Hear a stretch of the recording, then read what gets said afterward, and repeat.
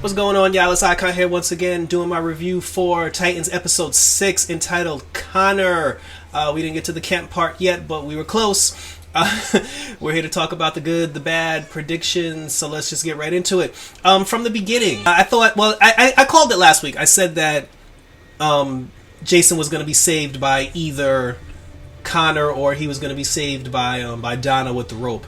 And there wasn't a lot to this episode. This episode was one of those, hey, you saw all this in the last episode. While all this was happening, Connor was doing this. And it was pretty straightforward. They went back to Cadmus. Cadmus was always a thing in the DC lore. It's always a thing in the comics, especially when it comes to Superboy, where he busted out of his containment prison. He's specimen number 13, as he usually is. He broke out butt ass naked, and then started then took his dog, found the dog, and then he went out into the world.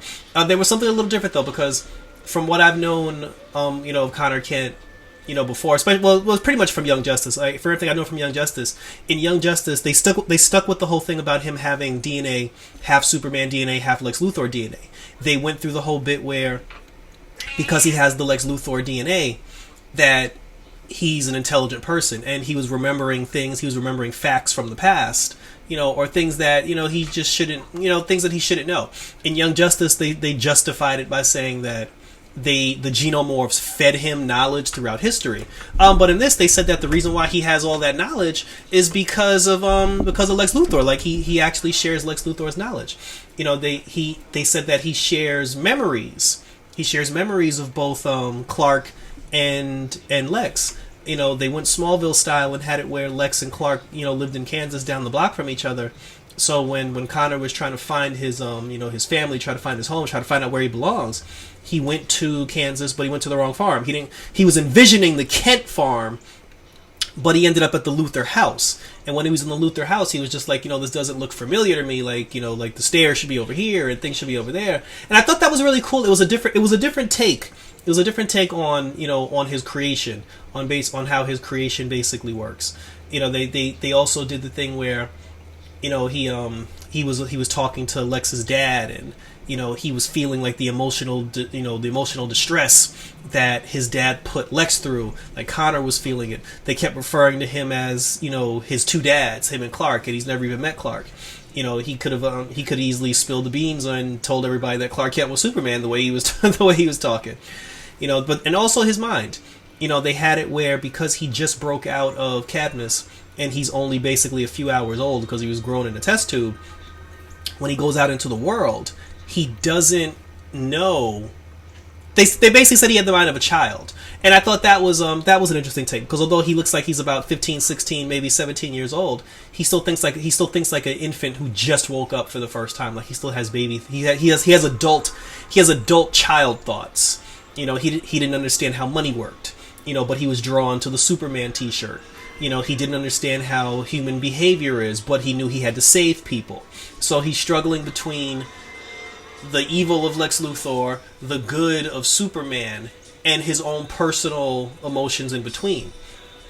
The doctor who created him, I can't remember her name off the top of my head, but she was looking she got up. There was a moment where Connor called her he was like, "Can I call you mom?" And then she was like, "God, no," And she don't look like nobody's mom. Like she looked like like she definitely, I mean, if anything, she looked more attracted to Connor, than she was, wanted to take care of him. But she found him, they brought in Mercy Graves. They brought in the Black Mercy Graves, which was cool. She had the accent, so she's for an African foreigner, which is cool. Like, and Mercy Graves in Batman vs Superman was Asian, so I like the fact that when it comes to Mercy Graves, I like the fact that Mercy is just the name, and she could kind of like James Bond. It's like James Bond isn't the person's actual name. James Bond is basically a code name, and anybody could be James Bond. Same with Mercy. Anybody can play Mercy, so it gives female actors.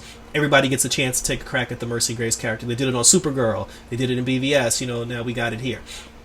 So Mercy basically told the doctor, she was like, Lex said, go get his experiment back. She found him. She wasn't very, she found him in Kansas at Lex Luthor's house, and she wasn't really trying to take him in because she knew that if she took him in, because to her she's like, I created him, like this is my experiment, she had a kindness towards him, she had like an attachment towards him, and she felt that Lex would basically like F the whole thing up. So she told him to run, like she ran with them. The two of them were going to escape to wherever God knows where. And then they got to a point where, Connor wanted to, the Superman in him kicked in. He wanted to be good. He wanted to do good. But, she was just like, no, you can't do good because then they'll find you. And he didn't understand why he couldn't do good. And he struggled. Like he was struggling with 3 different memories and 3 different emotions that all exist within him. Then she basically ends up taking him to the original Cadmus facility where they did all the original experiments, and then he saw that he was an experiment. He kind of lost his ish for a minute. He almost killed the woman, but then she told him, she was just like, like your life isn't Superman's, your life isn't Lex Luthor's, your life is whatever you make it. You're a good person, so in the words of Back to the Future, go make it a good one.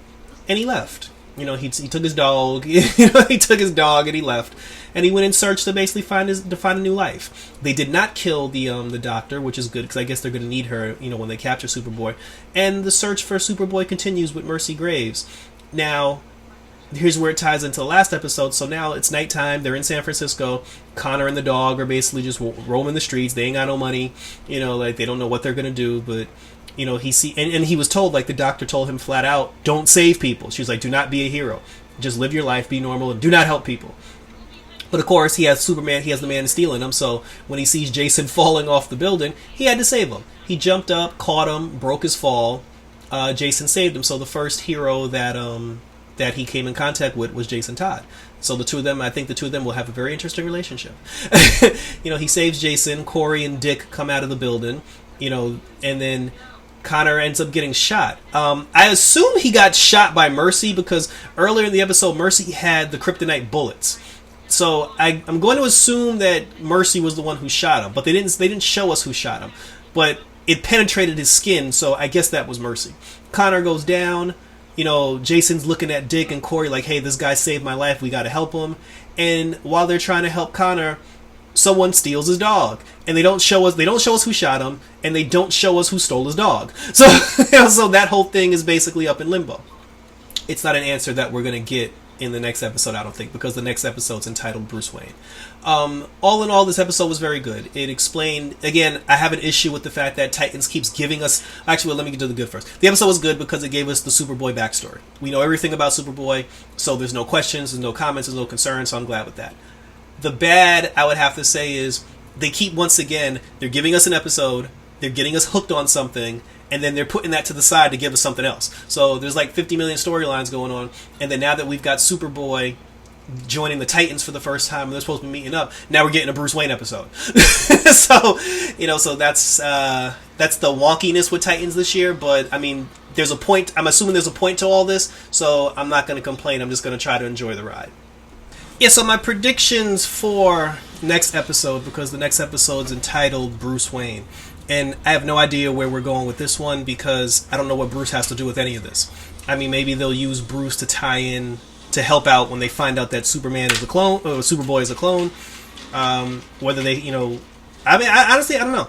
I really don't know. Maybe he'll call Clark Kent on the phone, maybe he got his number, who knows, but I guess what's going to happen now is they're just going to, there's going to be a lot of episodes of just Superboy, Rose, Raven, Beast Boy, Jason. They're just going to be in the tower. There's going to be a bunch of episodes with them just in the tower, getting to know each other, trying to work each other, trying to work with each other, get to know each other, until the moment comes where Slade takes down the OG Titans, and then the young Titans are going to have to come out of the tower and save the OGs behind.